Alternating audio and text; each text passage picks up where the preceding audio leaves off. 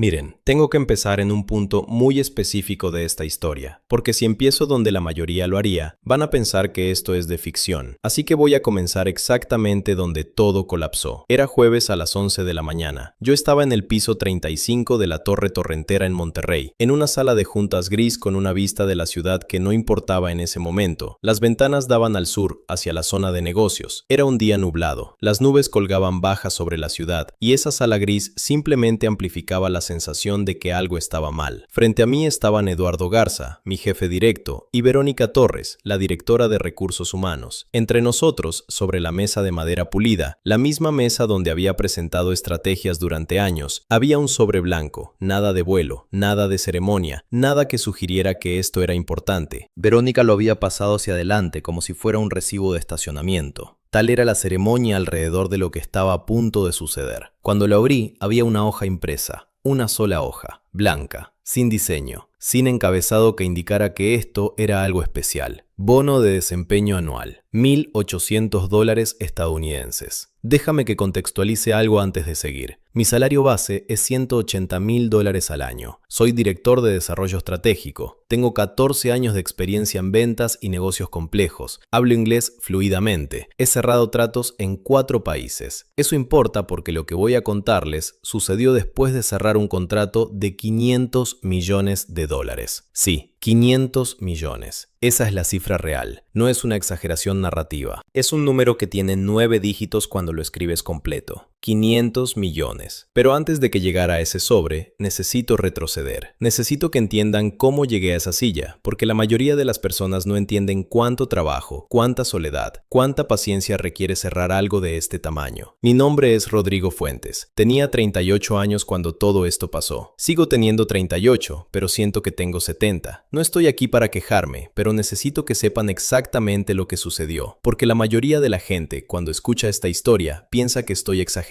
No estoy exagerando. He pasado la mayoría de mi carrera adulta siendo conservador con mis historias. Esta es la excepción. Trabajaba para Grupo Torrentera, una empresa mexicana mediana en el sector de energía y servicios industriales. Somos conocidos, no somos chicos, pero tampoco somos Pemex. Tenemos clientes en Latinoamérica, algunos en Estados Unidos. Mi trabajo era simple en concepto, pero complejo en ejecución. Traer cuentas grandes, cuentas estratégicas que pudieran mover la aguja, el tipo de cuentas que, cuando se cierran, cambian la conversación en el directorio, el tipo de cuentas que te posicionan para lo siguiente. En abril del año anterior, llegó a mi escritorio una lista de objetivos de prospección. Era una lista impresa, 35 empresas. La mayoría eran imposibles, yo lo sabía, todos lo sabíamos. PEMSA Global estaba número 19 en esa lista. PEMSA Global es una empresa multinacional de infraestructura. Tienen operaciones en 18 países, manejan proyectos de energía, infraestructura de telecomunicaciones, infraestructura industrial. Son enormes. Cuando digo enormes, hablo de una compañía que genera ingresos anuales de más de $80.000 millones. Nosotros generamos 300 millones. La diferencia de escala era como un mosquito intentando vender seguros a un edificio. Era la clase de objetivo que estaba en la lista porque tenía que estarlo, pero que nadie esperaba que se cerrara.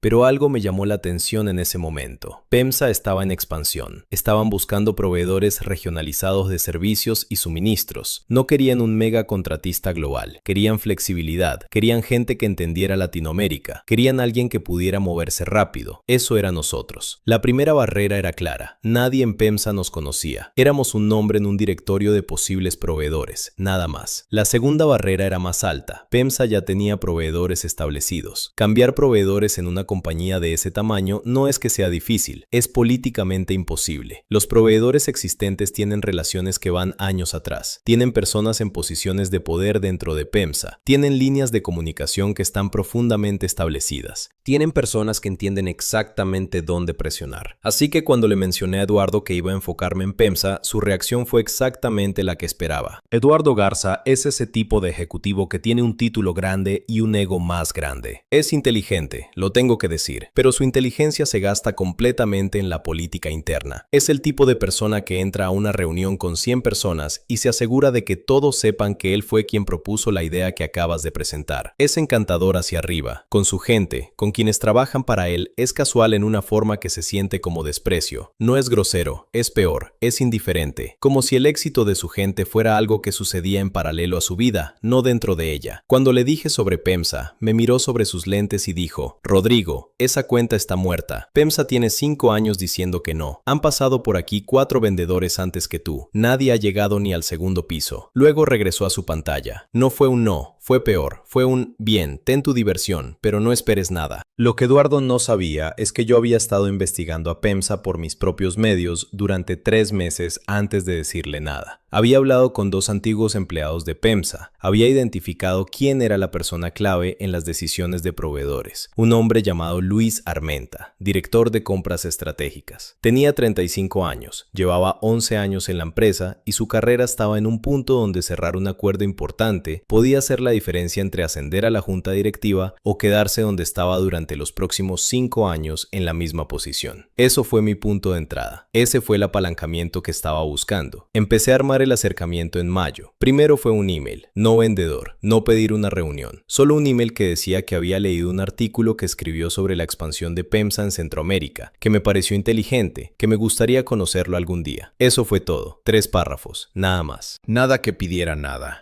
Pasaron 3 semanas sin respuesta. Entonces, en junio, estuve en una conferencia de industria en Colombia. Vi que Luis Armenta estaba en el panel de cierre. Había unos 200 personas en esa sala. Después de su ponencia, esperé a que bajara del escenario. Y fui a él. Le dije que su visión sobre la cadena de suministro regional era la más clara que había escuchado en meses, y le pregunté si tenía 5 minutos para un café. Tuvo esos 5 minutos. En ese café no hablé de un trato, no hablé de números, no hablé de capacidades, hablé de infraestructura. Hablé de lo que estaba pasando en Centroamérica. Hablé de lo que yo observaba como problemas reales en cómo se estaban manejando las cadenas de suministro regional. Le hablé de ineficiencias que había visto, de dinero que se estaba desperdiciando, de oportunidades que estaban en la mesa y que nadie estaba aprovechando. Luis escuchó. Cuando terminé, sonrió y dijo: Eres el primer vendedor que no me pide nada en la primera conversación. Eso era verdad. Ese era mi movimiento táctico. No pedir nada es, paradójicamente, la mejor forma de pedir algo. Le di mi tarjeta. Él me dio la suya. De junio a agosto nos escribimos correos. Nada forzado. Simplemente reflexiones sobre la industria, artículos que leía que le enviaba,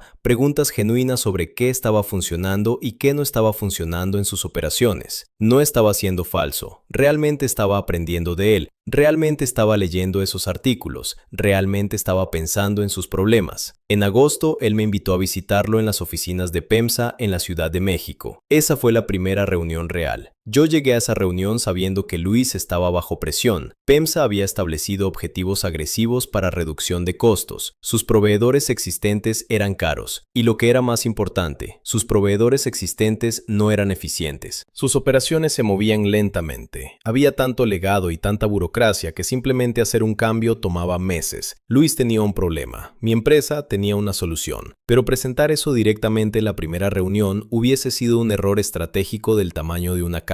En su lugar, hablamos durante 3 horas sobre los desafíos que PEMSA enfrentaba. Yo escuché mucho más de lo que hablé. Durante casi 2 horas simplemente escuché. Tomé notas, hice preguntas reales. Al final, cuando se estaba terminando, Luis dijo algo que cambió todo. Dijo: la mayoría de los vendedores que he conocido no tienen idea de lo que realmente hacemos aquí. Tú parece que sí. Eso fue en agosto. Ese fue el momento en que pasé de ser un nombre en un correo a ser una persona real en su mente. De agosto a octubre, viajé a la Ciudad de México 6 veces, no para cerrar, para aprender. Hablé con diferentes áreas de PEMSA, conocí al equipo de operaciones, conocí al equipo de logística. Cada viaje iba entendiendo más profundamente cuáles eran los puntos de dolor reales. Y cada viaje, Luis iba viendo que yo realmente me importaba, que no estaba simplemente buscando una comisión, que estaba buscando entender su negocio. Mientras yo estaba haciendo esto, Eduardo estaba esperando a que fracasara. En octubre, recibí un correo de Eduardo, corto, decía: ¿qué está pasando con PEMSA? Hace 2 meses que no tengo actualizaciones. Estamos considerando girar esta cuenta a Jaime Rojas. Quiero un email con situación de estatus para mañana. Eso era una amenaza envuelta en una pregunta. Era su forma de decir que estaba perdiendo la paciencia, que estaba pensando en quitarme algo en lo que había estado trabajando durante meses. Jaime Rojas era otro vendedor, más joven que yo, menos experiencia, pero era el protegido de Eduardo. En la política corporativa interna, eso importa más que cualquier otra cosa. Eso es la verdad que nadie quiere admitir en los negocios. Yo respondí ese email en una hora. 1 o 2 párrafos, nada más. Dije que estaba en conversaciones profundas con un decisor clave, que esto requería tiempo, que presentaría un informe completo en persona en la próxima junta de ventas. Lo que no le dije a Eduardo es que en octubre también fue cuando Luis me llamó con su primer verdadero problema de negocio. Un proveedor clave se estaba retirando de una de sus líneas de operación en El Salvador. Eso dejaba un hueco. Era un hueco que costaba tiempo y dinero llenar con alguien más. Era un hueco que PEMSA necesitaba llenar en 30 días, o sus operaciones iban a sufrir. Nosotros podíamos llenarlo en 18. Le dije a Luis que le iba a presentar una propuesta inicial, no el megacontrato, solo una propuesta para resolver este primer problema. Luis aceptó. Dijo que prefería trabajar con alguien que ya conocía antes de confiar algo importante a un desconocido. Pasé 3 noches seguidas trabajando esa propuesta. Era octubre, así que ya estaba entrando en la época navideña. Debería haber estado con mi familia. Mi hija mayor tenía una presentación escolar a la que quería que asistiera. Tenía 16 años. Eso importa cuando tienes 16 años. Le dije que no podía. Mi esposa no lo entendía. Yo tampoco sabía exactamente por qué era tan importante, pero sabía que era importante. Sabía que ese primer pequeño contrato era el trampolín para todo lo que vendría después. La propuesta que presenté en noviembre no era un documento de 50 páginas, era 20, pura sustancia. Mostraba exactamente cómo resolveríamos el problema de El Salvador. Mostraba que sabíamos su operación mejor que sus propios proveedores. Mostraba que teníamos capacidad técnica real. Y lo más importante, mostraba que entendíamos su presupuesto. No era cara, pero tampoco era la más barata. Era la mejor solución. Era obvio cuando la leías. Luis lo presentó internamente. Una semana después, él me llamó. Ganamos, dijo. Solo eso, 2 palabras. Ese primer contrato fue por $13 millones. Para PEMSA, una gota de agua. Para nosotros, un proyecto significativo. Para mí, fue el primer dominio. Fue la prueba de que esto era posible. Fue la prueba de que Luis confiaba en mí lo suficiente como para defender mi propuesta. Ahora tenía un pie adentro. Ahora había una relación. Ahora era una persona real a la que Luis podía defender internamente cuando el siguiente proyecto llegara. Eso fue el cambio de juego. Durante diciembre y enero, mientras ese primer proyecto se desarrollaba, mientras estábamos manejando los detalles operativos, mientras asegurábamos que todo fuera on time y bajo presupuesto, Luis y yo nos vimos 4 veces más. 2 en Monterrey, en reuniones de trabajo, una en Ciudad de México, una en Cancún en una conferencia donde ambos estábamos. Cada encuentro iba aprendiendo más sobre la estructura de PEMSA, sobre sus planes, sobre lo que venía. Y más importante, Luis estaba aprendiendo que podía confiar en mí, que yo haría lo que prometía. Y en enero, Luis finalmente me dijo lo que yo había estado esperando escuchar. Tenemos un proyecto grande, realmente grande. Quiero que lo vea. Su voz cambió cuando lo dijo. Fue más seria, fue más privada. Ese proyecto era expansión de infraestructura en Centroamérica. $450 millones en suministros y servicios de soporte en un periodo de 3 años. Era exactamente lo que Torrentera podía hacer. Era exactamente lo que Eduardo me había encargado buscar cuando entré a su oficina meses atrás. Era el objetivo. Luis dijo, pero hay un proceso, una licitación formal, será competitivo. No hubo garantías, eso era importante que lo entendiera. Ganar el primer contrato no significaba que ganara este. Este era real, este era contra otros, este era en donde el éxito no era garantizado. La licitación se abrió en febrero. Había 5 proveedores competidores, todos mayores que nosotros, todos con relaciones más profundas en PEMSA, todos con equipos dedicados, todos con experiencia en proyectos de este tamaño. Lo que ellos no tenían era Luis Armenta confiando en uno de sus vendedores. Eso era mi único apalancamiento real. De febrero a abril, trabajé esa licitación como si fuera la única cosa que existía, y honestamente, en ese periodo lo fue. Mi vida se reducía a 2 cosas, PEMSA y dormir. Viajé a la Ciudad de México 8 veces. Trabajé en las especificaciones técnicas con el equipo de operaciones de PEMSA. Viajé a Centroamérica 3 veces para entender los sitios de operación. Pasé 2 semanas completamente en El Salvador en un proyecto piloto, durmiendo en hoteles económicos, comiendo comida local, hablando con los técnicos locales, entendiendo exactamente qué funcionaría y qué no funcionaría en la realidad, no en teoría. Mi hija menor me preguntó una noche, por videollamada, si había olvidado dónde vivíamos. Ella tenía 9 años. Dijo, «Papá, has estado fuera por tanto tiempo. Creo que eres un fantasma». Me dolió cuando lo dijo. Me dolió más de lo que debería. Pero eso era lo que pedía el trato. Eso era lo que pedía ganarlo. Los grandes tratos nunca se ganan de 9 a 5. Se ganan durante los fines de semana, durante las noches, durante el tiempo que debería ser familia, pero que es trabajo. En la licitación, competimos directamente contra 3 empresas, siendo honestos, más calificadas que nosotros en papel. Tenían más años de experiencia, tenían más casos de estudio, tenían más referencias. Pero en el proceso, fuimos los únicos que llevamos el equipo técnico de Torrentera a trabajar directamente con el equipo técnico de PEMSA. No para vender, para colaborar. Fuimos los únicos que hicimos propuestas sobre optimización de la cadena de suministro que no era lo que PEMSA preguntaba, sino lo que PEMSA necesitaba. Y fuimos los únicos donde la relación entre el líder de ventas y el tomador de decisión clave era genuina, no transaccional, genuina. En abril, Luis me llamó a casa. Era un miércoles por la noche. Mi esposa estaba preguntando por qué estaban las luces apagadas en la sala. Yo estaba en mi carro en el garaje, solo, congelado en el asiento del conductor, esperando esa llamada. Ganaste, dijo Luis. La junta directiva lo aprobó esta tarde, pero hay algo que necesitas saber. Cuando presenté tu propuesta, hubo resistencia. ¿De quién?, pregunté. Mi corazón estaba acelerado. De los proveedores existentes. Dijeron que no podían cambiar a un proveedor regional en algo de este tamaño. Dijeron que era demasiado riesgo. Dijeron que no tenían historial. Respiré profundo. Eso era lo que había esperado. Esa era la resistencia política que sabía que vendría. Pero, continuó Luis, dije que sí tenían historial. Contigo. 13 millones en El Salvador. On time, bajo presupuesto, cero problemas. Eso es historial. Y entonces les dije que si bloqueaban esta decisión, yo mismo bloqueaba su próximo contrato de renovación. La junta me apoyó. Su voz no era arrogante cuando lo dijo, era tranquila. Era como si simplemente estuviera declarando un hecho. Eso es lo que Luis Armenta estaba arriesgando. Su posición, su relación con sus proveedores existentes, su credibilidad política interna. Todo eso estaba sobre la mesa cuando defendió mi propuesta. Y lo hizo porque creía en lo que teníamos. Cuando colgué, mi esposa estaba de pie en la puerta del garaje. Me preguntó qué pasaba. Sus ojos estaban húmedos como si supiera que algo importante había sucedido. Cerramos, dije. El trato grande, cerramos. Ella me abrazó, pero creo que ella no sabía exactamente qué significaba eso. No sabía que ese abrazo era la conclusión de 14 meses de sacrificio. Yo tampoco, la verdad. Solo sabía que durante 14 meses, desde ese primer café en Colombia, todo había estado dirigido a ese momento. El lunes siguiente, entré a las oficinas de Torrentera. Fui directamente a la oficina de Eduardo. Mi corazón todavía estaba acelerado. Todavía sentía esa sensación de haber ganado algo importante. Tenemos que hablar, dije. Claro, respondió. Estaba en una llamada. Me hizo un gesto para que esperara. Terminó la llamada en 2 minutos. Podía ver que se preguntaba por qué estaba aquí, por qué estaba siendo tan formal. ¿Qué pasa?, preguntó.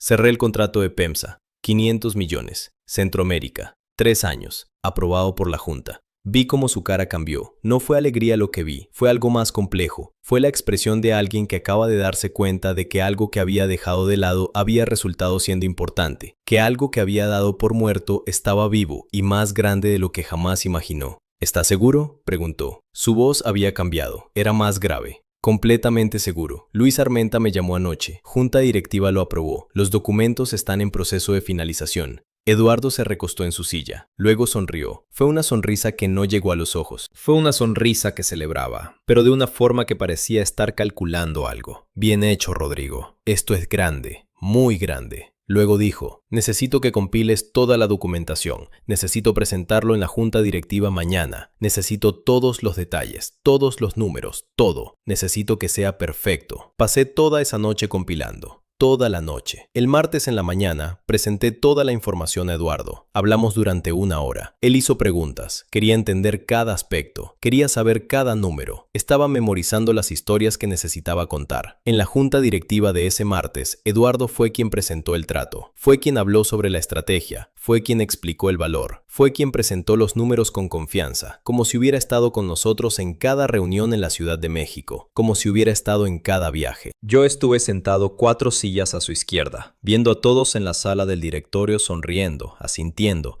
hablando sobre este logro que Torrentera acababa de conseguir. Vi a los directores escribiendo notas, vi al CEO asintiendo con la aprobación. Cerca del final de su presentación, Eduardo dijo: "Y quiero mencionar que Rodrigo Fuentes ha sido parte de este proceso". Eso fue todo, una oración. Ha sido parte. No fue, Rodrigo Fuentes hizo esto. No fue, Rodrigo Fuentes llevó esto de principio a fin. No fue, sin Rodrigo Fuentes, esto no existe. Fue, ha sido parte. En esa sala había 12 personas. 11 de ellas no sabían mi nombre, no sabían cuántas veces había volado a la Ciudad de México, no sabían que había pasado 2 semanas en El Salvador en una operación piloto, no sabían que era la única persona que Luis Armenta conocía en Torrentera, no sabían ninguno de eso. Algunos de esos directores pasaban cientos de miles de dólares cada año en conferencias sobre liderazgo y desarrollo de equipos. Y en ese momento, mi nombre fue una mención, una oración, un accesorio a la historia de Eduardo. Lo que sabían era que Torrentera había cerrado un contrato de 500 millones, y sabían que Eduardo Garza era el que lo había hecho.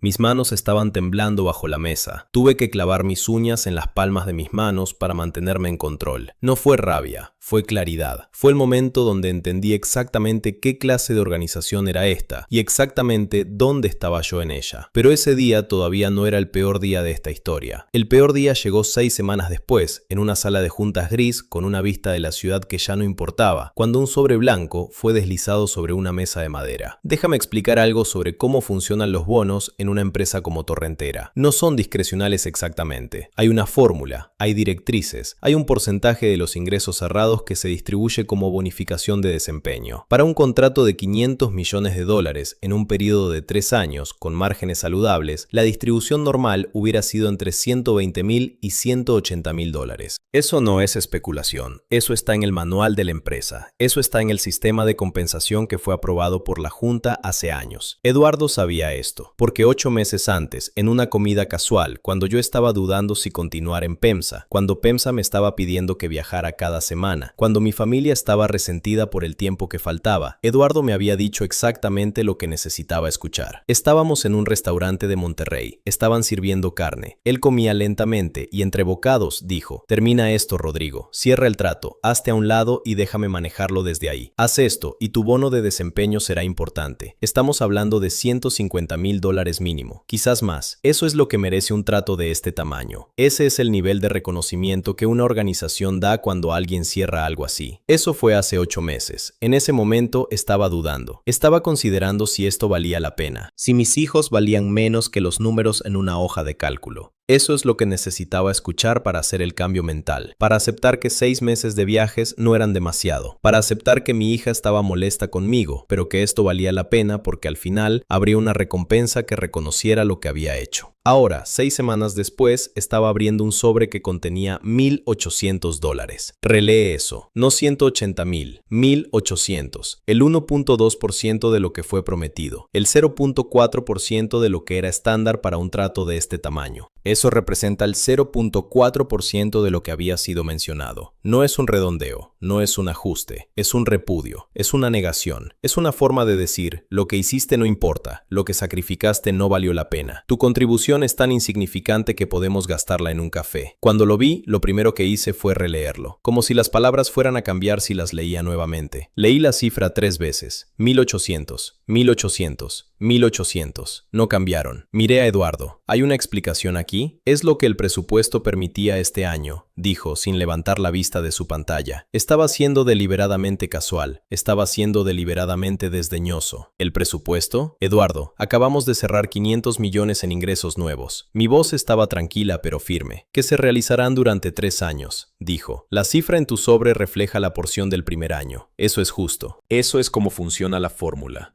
Verónica, la directora de Recursos Humanos, no dijo nada. Solo miraba fijamente su laptop como si no quisiera ser parte de esta conversación. Como si supiera que estaba mal, pero que su trabajo era simplemente estar allí. Eduardo, hace 8 meses me dijiste 150.000. Mi voz estaba más fuerte ahora. Ahora sí levantó la mirada. Sonrió esa sonrisa sin ojos que había visto en la junta directiva. Dije que sería importante. 1.800 dólares es importante, Rodrigo. Hay personas en esta empresa que ganaron menos que eso en todo el año pasado. Que es verdadero. Hay personas que ganan muy poco, pero eso no es relevante. Completamente irrelevante. Eso es lo que se llama un argumento que rechaza la lógica simplemente apuntando a algo más bajo. Aprecié Apreciamos el gesto, dijo y regresó a su pantalla. Su forma de decir gesto en lugar de trabajo fue el cuchillo. Fue su forma de decir, lo que hiciste fue un favor, no tu trabajo. Eso fue todo. Eso fue la conversación completa. Yo metí el papel en el sobre, doblé el sobre por la mitad con cuidado. Me levanté lentamente, extendí la mano a Verónica. Ella la estrechó brevemente, sin contacto visual. Sus manos estaban frías. Le agradecí a Eduardo por su tiempo. Él asintió sin levantar la vista de su pantalla. Caminé hacia mi escritorio.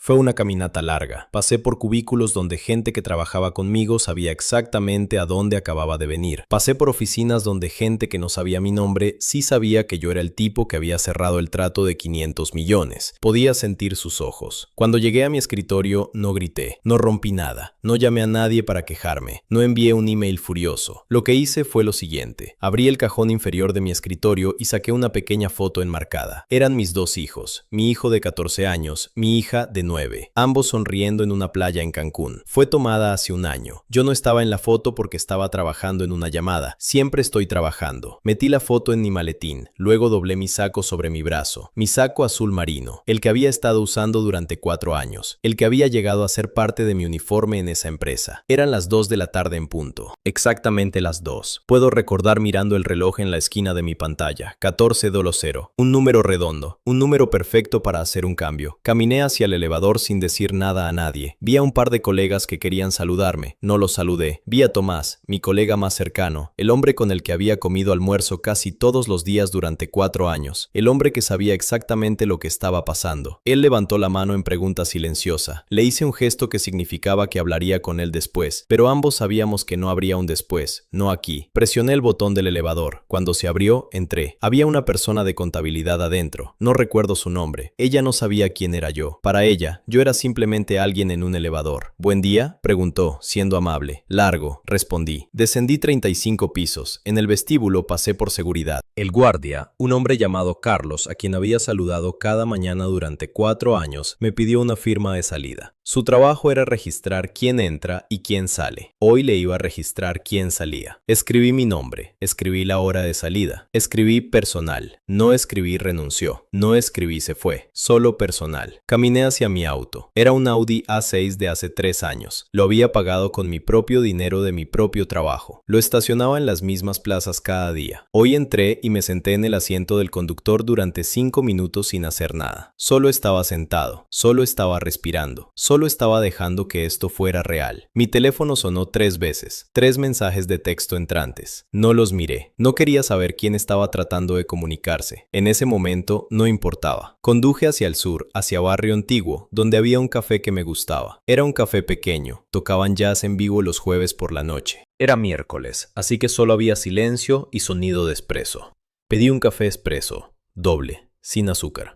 Me senté afuera en el calor de abril. Había gente pasando, gente viviendo sus vidas. Ninguno de ellos sabía que yo acababa de dejar mi trabajo. Ninguno de ellos sabía que había pasado 14 meses para que esto sucediera. Pensé en llamar a mi esposa, decidí no hacerlo. Pensé en llamar a mi padre, también decidí no hacerlo. Mi padre había estado en la construcción durante 50 años. Había visto mucha gente ser tratada mal, sabía exactamente lo que diría. Pensé en muchas cosas, pero principalmente pensé en Luis Armenta y en lo que él había arriesgado cuando presentó mi propuesta a la junta de PEMSA. Pensé en lo que iba a pasarle a él cuando se enterara que yo ya no estaba en Torrentera. Pensé en que todavía no había un contrato maestro de servicios firmado. Luis me había mencionado eso hace algunas semanas, en una comida. Había dicho, tenemos todo listo, pero necesito tu firma en el CSM. Quiero asegurarme de que sigues siendo tú, que no sea solo cualquier otra persona de tu empresa. Tiene que ser tú específicamente. Estaba calmado, no estaba enojado, solo estaba claro. Estaba claro sobre lo que acababa de pasar, estaba claro sobre lo que esto significaba y estaba empezando a estar claro sobre lo que iba a hacer al respecto. A las 4:52 de la tarde, mi teléfono sonó. El identificador decía, Luis Armenta. Respiré profundo y contesté. Rodrigo, dijo Luis sin preámbulo. Necesito que me digas que es verdad. Escuché de alguien que tú renunciaste a Torrentera. Por favor, dime que eso no es verdad. Es verdad, dije. Me fui hoy, a las 2 de la tarde. Silencio. Un silencio largo. Yo podía escuchar el ruido de fondo de su oficina, voces, actividad, gente trabajando. Yo podía imaginar la expresión en su cara. Podía imaginar lo que estaba sucediendo en su mente. ¿Por qué?, preguntó finalmente. Su voz era cuidadosa. ¿Por qué no puedo trabajar para alguien que no valora lo que construimos? Más silencio. Dime algo, dijo Luis. Sabes que todavía no hemos firmado el contrato maestro de servicios. Sé que lo mencionaste. Está aquí en mi escritorio. No está firmado. Está esperando. Y Rodrigo, yo necesito que esté firmado. ¿Por mí específicamente?, pregunté. Por ti específicamente. Porque tú eres en quien confío. Tú eres quien entiendo que va a entregar lo que prometemos. Sin ti, esta situación es muy diferente. Sin ti, tengo que replantear todo. No sabía qué decir. Había dejado mi trabajo hace 3 horas. Había pasado la tarde en un café. Y ahora estaba siendo ofrecida la posibilidad de hacer que esto significara algo. ¿Dónde estás?, preguntó Luis. En un café, en Monterrey. Acabo de llegar aquí hace una hora. ¿Tienes planes? No, ninguno. Pasé todo el día en una sala de juntas y en un elevador. Quiero que descanses. Quiero que hables con tu familia. Cuéntales lo que pasó. Que entiendan que este no es un fracaso, es un cambio. Y mañana necesito que hablemos. Necesito que pensemos en qué viene después. Así que eso fue todo lo que fue dicho ese primer día. Eso fue suficiente. Esa noche, cuando llegué a casa, mi esposa no me preguntó por qué había llegado a las 3 de la tarde en lugar de las 8 de la noche. Ella ya sabía. Alguien le había enviado un mensaje, o ella había visto mi ubicación, o simplemente lo supo de otra forma, que las esposas a veces saben estas cosas. Pero ella lo sabía. ¿Qué hiciste?, preguntó. Su voz no era de pánico, era de comprensión. Renuncié, dije simplemente.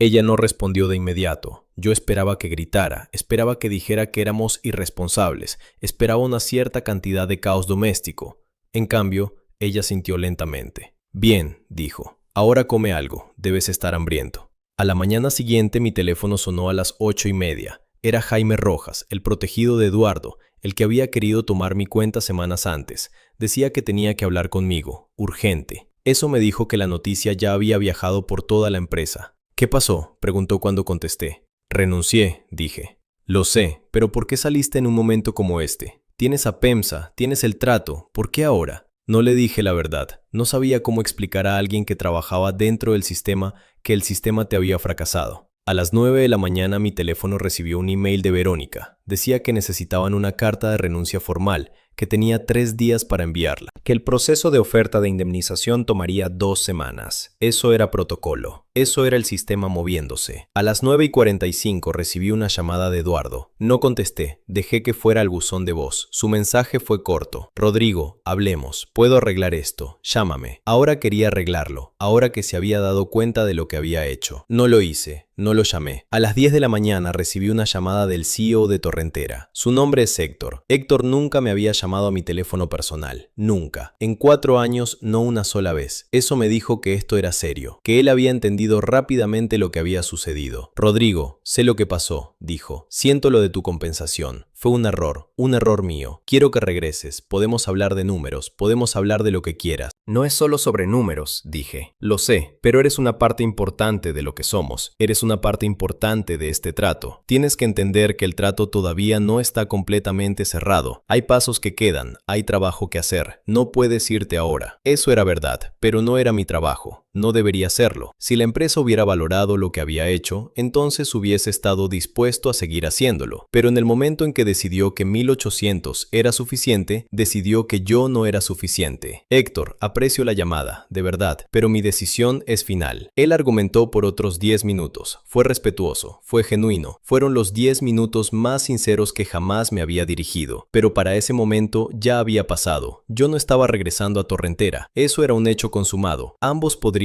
sentirlo. A la 1 de la tarde, el teléfono de mi correo personal sonó. Era Luis Armenta nuevamente. Necesito que hagas algo para mí, dijo. Necesito que me mandes tu información de contacto, tu correo personal, tu número de teléfono personal, todos tus contactos de trabajo, todos tus passwords, todo lo que necesito para seguir en contacto directo contigo, no a través de Torrentera, directamente a ti, punto a punto. Lo hice. En 15 minutos él tenía toda mi información, mi correo, mi teléfono, mi LinkedIn, todo. Luego dijo, hay algo más, y esto es importante que lo entiendas. Mañana, Torrentera va a recibir una notificación formal de nuestro equipo legal legal. Vamos a decir que estamos pausando la firma del contrato maestro de servicios pendiente de una revisión de continuidad de la relación con el proveedor. Es un movimiento formal, es un movimiento táctico. Necesito que entiendas que es un movimiento táctico. No significa que el trato esté en riesgo, significa que ahora tienes apalancamiento. Eso fue inteligente. Eso fue jugado como alguien que conoce exactamente cómo funciona la política corporativa en una empresa como la mía. Eso fue Luis, asegurándose de que yo tuviera poder en la conversación que estaba a punto de suceder. A las 3 de la tarde, Héctor tuvo que haber recibido esa notificación, porque a las 3:35 me llamó nuevamente. Rodrigo, PEMSA nos acaba de informar que están pausando la firma. Dicen que es por continuidad de la relación. Rodrigo, eso significa que esto depende completamente de ti. Eso significa que tienes poder aquí. Eso significa que podemos hablar de verdaderas soluciones. ¿Cuánto necesitas para regresar? Héctor, eso es verdad, pero no lo estoy usando como apalancamiento. Eso sería injusto para Luis. Luis confía en mí. Yo no voy a usar eso para sacar dinero de mi empresa anterior.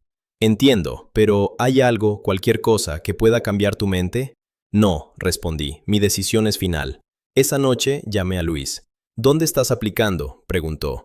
Energía Soluciones del Norte. Empiezo el lunes. ¿Ellos saben quién eres? Básicamente, sí. Hemos hablado 3 veces. Conocen mi historial, conocen mi experiencia. ¿Ellos saben sobre PEMSA? No saben los detalles, saben que tengo una relación clave con un cliente importante, pero no conocen el número, no conocen la escala. Bueno, dijo Luis, cuando empieces el lunes, espérame, voy a tener un trabajo para ti. El lunes llegó, empecé en Energía Soluciones del Norte como director de desarrollo estratégico. El mismo título, un salario más alto, una oficina más grande, una ventana con vista al parque. Un equipo bajo mi liderazgo. Mi primera mañana fue orientación. Estuve en una sala con 3 personas de recursos humanos. Hablaron sobre beneficios, sobre políticas, sobre planes de retiro, sobre bonificación de desempeño. Estaban siendo amables, estaban siendo bienvenidos. A las 11 de la mañana salí para un café. Cuando volví, tenía un mensaje de Luis. Decía, ahora, llámalos ahora. Diles que quiero que me envíen el contrato maestro de servicios a tu correo personal. Hoy, no mañana, hoy. Llamé a Luis.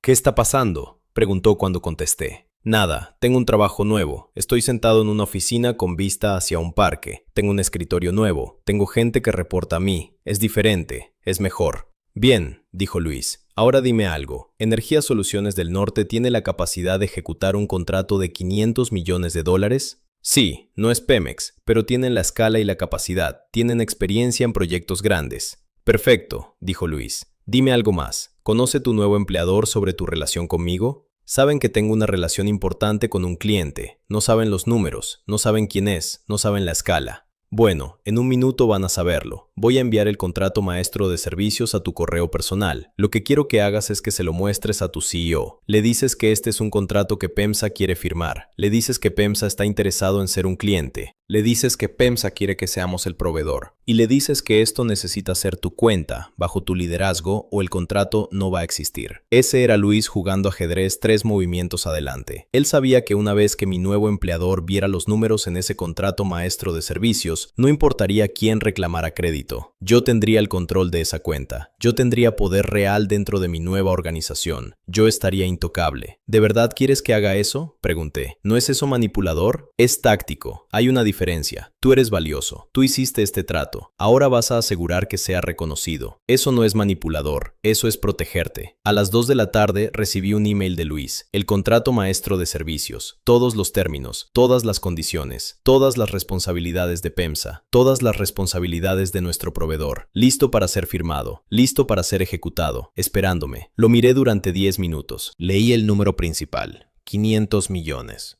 Luego entré a la oficina de mi nuevo CEO. Su nombre es Arturo. Arturo es un hombre mexicano de 72 años que ha estado en el sector de energía durante 45 años. Es directo, es inteligente, es duro. Cuando entré en su oficina estaba leyendo algo en su pantalla. Sin levantar la vista me preguntó, ¿sí? Tengo algo que necesito que veas. Caminé alrededor de su escritorio y abrí mi laptop. Mostré el correo de Luis, mostré el contrato maestro de servicios, mostré los números, mostré el alcance del trabajo, mostré todo. ¿Es esto válido?, preguntó Arturo después de leer. Su tono había cambiado, era más serio. Completamente válido. Es de la empresa para la cual gané el trato en mi posición anterior. Me pidieron que lo traiga a esta empresa. Me pidieron que sea mi cuenta bajo mi liderazgo. Arturo leyó por otros 2 minutos en silencio. Podía ver su mente trabajando. Luego dijo, ¿cuánto es esto realmente? 500 millones de dólares en un periodo de 3 años. Con márgenes estándar de industria significa ingresos para esta empresa de aproximadamente 75 a 90 millones de dólares. Arturo se recostó en su silla. Eso fue la pose de alguien que acaba de entender que algo importante acababa de entrar en su oficina. ¿Esto viene únicamente a través de ti? ¿No hay relación corporativa previa? Viene únicamente a través de mí. La relación corporativa es conmigo como individuo. El cliente quiere que yo dirija este proyecto. ¿Cuál es el riesgo? Hay riesgo bajo. He ejecutado un proyecto con este cliente. Tengo una relación establecida. He demostrado confiabilidad. Arturo se inclinó hacia adelante. Necesito que hables con legales. Necesito que hables con operaciones, necesito que creen un plan de implementación y luego necesito que vengas a mi oficina y me muestres exactamente cómo vamos a ejecutar esto. Si puedo ver que esto es viable, entonces este es tu proyecto, es tu cuenta, es tu liderazgo. ¿Está claro? Completamente claro. Eso fue el martes. Para el viernes había un plan de implementación de 30 páginas. Para la siguiente semana, Arturo había aprobado todo. Había hablado personalmente con Luis, había confirmado todos los números. Había entendido exactamente lo que esto significaba. Ese viernes llamé a Luis. ¿Cuál es la situación?, preguntó. Mi nueva empresa quiere firmar este contrato. Mi CEO lo revisó. Mi equipo de operaciones lo revisó. Está aprobado. Está listo. Tu turno. Solo una cosa, dijo Luis. Quiero que lleves el contrato firmado a una reunión